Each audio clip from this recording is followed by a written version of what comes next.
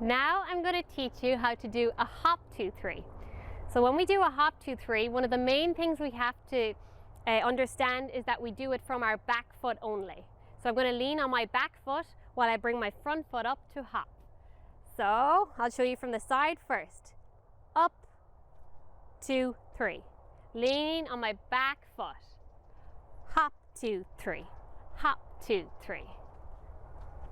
Hop, 2, 3. Hop, 2, 3. And then I want to show you the difference in doing a cut 2-3. When we do cut 2-3s, we're going to jump off both feet. So hop 2-3, your back foot. Cut 2-3 is both feet. So I'm going to do a cut 2-3 for you now. Cut 2-3. And to the side, watch, I'm going to jump off both feet. Cut 2-3. So I'll show you a hop 2-3, back foot, hop 2-3. Hop 2-3. Cut 2-3, both feet. Cut 2-3. Cut 2-3.